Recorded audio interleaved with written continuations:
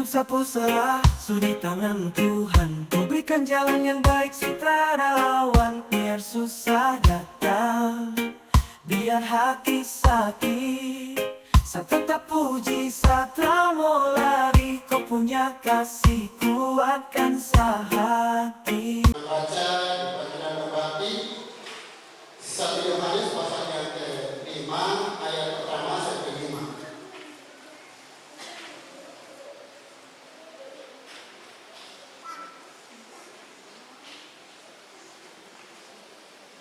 Puji Tuhan, judul firman Tuhan, iman mengalahkan dunia.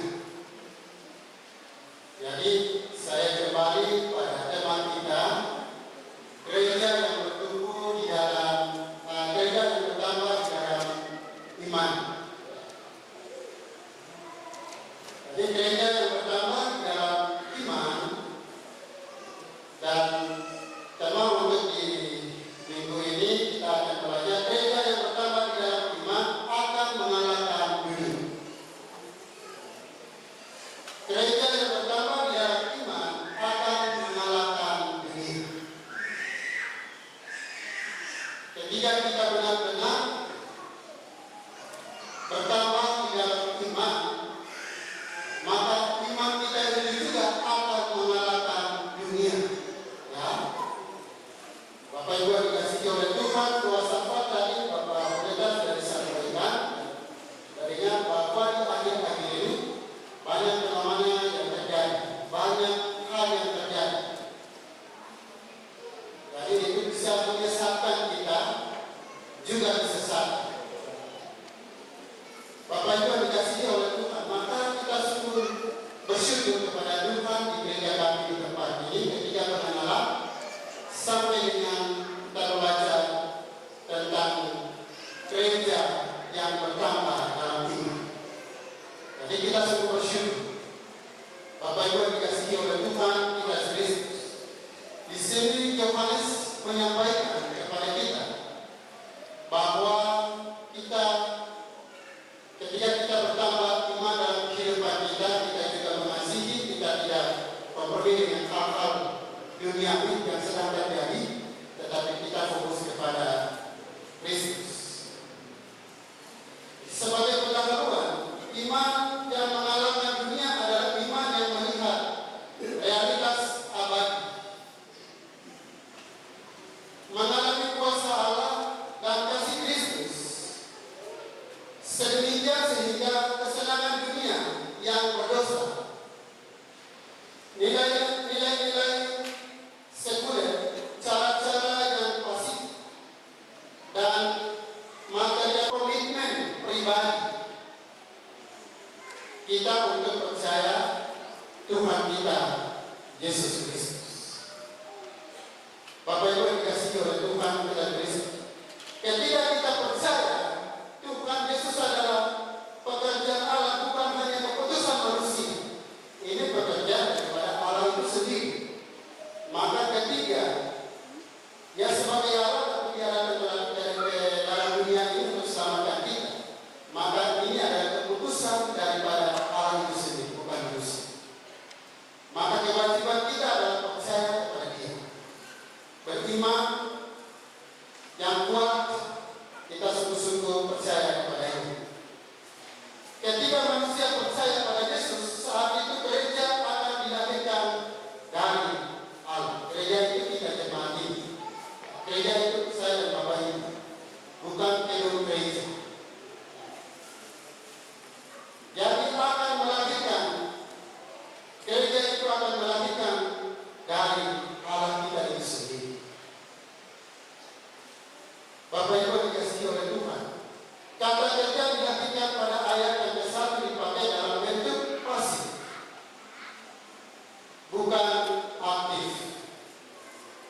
Di sini terlihat hubungan tidak terpisahkan antara tindakan manusia untuk percaya dan karya Allah melahirkan menjadi anak-anak Allah.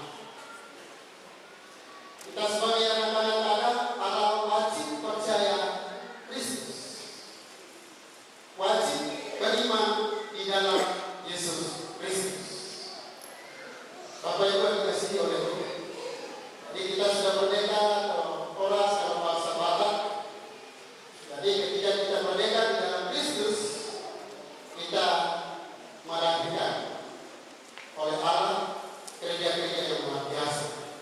Maka dari itu mari kita tetap bertambah iman kita sepenuhnya kepada Kristus. Bapak Ibu yang dikasihi oleh Tuhan, kita Kristus.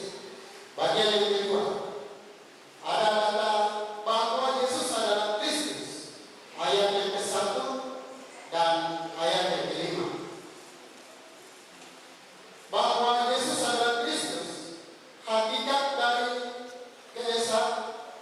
kesesatan guru-guru palsu berpusat pada pribadi dan karya manusia Yesus. Dan juga Yesus Tuhan sepenuhnya. Yesus dari Nazaret adalah Mesias yang dijanjikan. Jadi tadi pertama sudah dikatakan bahwa Mesias palsu akan muncul dan akan mengajarkan hal-hal yang tidak benar dalam kehidupan kita. Tetapi bukan Mesias yang dari Nazaret itu. Ya, kita percaya Yesus Kristus itu. Ya. Tetapi Mesias yang lain, guru-guru palsu yang akan muncul, akan memberikan pengajaran-pengajaran palsu. Bapak Ibu yang dikasihi oleh Tuhan kita Kristus, maka kita juga hati-hati kalau kita belajar tentang hal-hal ini. Maka dari itu mari iman yang kita sungguh-sungguh percaya kepada Kristus, iman yang bertambah di dalam Kristus, itu sangat-sangat penting.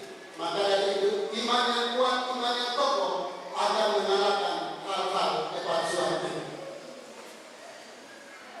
Bapak Ibu dikasihi oleh Tuhan. Maka dari itu penting sekali ketika kita belajar tentang pengenalan Kristus, Roh Kudus, dan juga sampai dengan hari ini kita belajar tentang bertambah gereja bertambah di dalam iman. Jadi, bukti seseorang mengasihi Allah adalah mengasihi saudara seiman. Mengasihi saudara seiman berarti mengasihi Allah dan melakukan perintah-perintahnya. Ayat 2 ini kalau Bapak Ibu saudara ini. Perintah-perintahnya adalah mengasihi Dia. Itu perintahnya adalah sederhana. Ya. Jadi kita mengasihi. Jika Dia memberitakan perintah buat kita mengasihi saudara seiman, tetapi juga kita percaya beriman di dalam Yesus Kristus. Ayat yang kedua, Yohanes menghubungkan 3 hal sekaligus, yakni mengasihi Allah, melakukan perintah Allah dan mengasihi saudara seiman. Ketiga yang harus ada dalam hidup kita, yaitu yang ketika kita mengasihi Allah terlebih dahulu, ketika kita mengasihi saudara seiman, juga kita benar-benar beriman di dalam Yesus Kristus, juga kita percaya Yesus Kristus dalam kehidupan kita. Maka yang benar-benar bertambah dalam iman sepenuhnya kepada Allah Tritunggal itu sendiri. Ketika kita sudah melayan Allah Tritunggal itu, jadi kita benar-benar di dalam bertambah di dalam iman sepenuhnya kepada Allah Tritunggal. Mengalahkan dunia. Ayat yang ke-4 sampai dengan 5.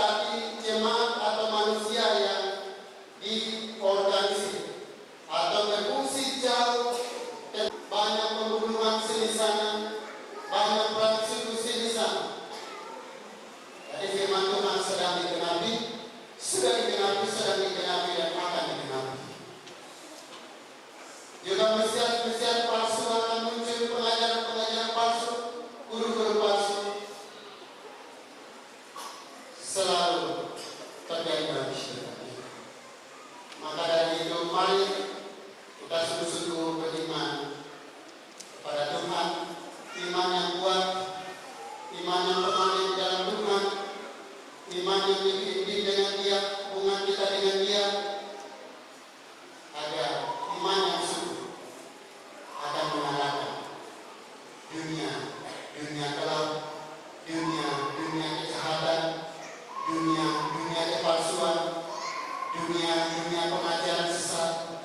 Itu akan dikalahkan oleh iman kita.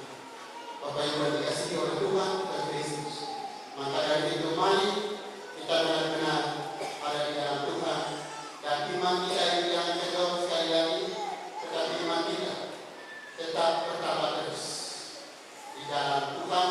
Maka iman kita yang kuat akan mengalahkan pengajaran-pengajaran dunia ini.